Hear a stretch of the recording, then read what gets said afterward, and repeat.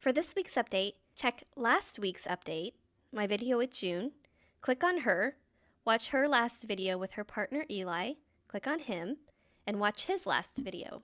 See you next Tuesday. These are my opinions on the collab in Wichita, Kansas, and what's going on right now with their tenants. The collab is a closed-loop, AI-governed microeconomy. I don't work for the regulator itself. I work for the company that built the software it runs on.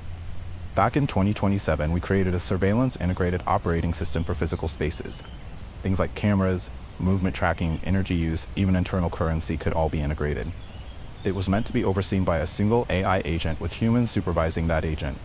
But 6 months ago, under pressure from clients, we released an upgrade that lets companies add a full AI executive team, each bot specializing in a corporate function. Most companies added several. I don't know how many the collab enabled. That's above my clearance. My guess? They expanded beyond risk mitigation into revenue and efficiency, the two functions everyone wants. The problem is, each executive agent gets its own goals, and instead of balancing each other, like most executive teams try to, they compete. They push harder and harder, optimizing only their own metrics at the expense of the people living under them. In most buildings, that means revenue goes up while member well-being collapses.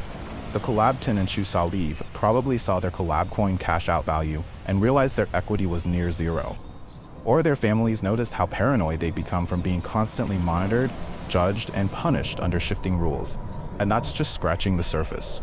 The truth is, the time to act was a decade ago. AI should have been regulated, not used to inflate markets. We should have addressed data monopolies, automation, transparency, and concentrated power.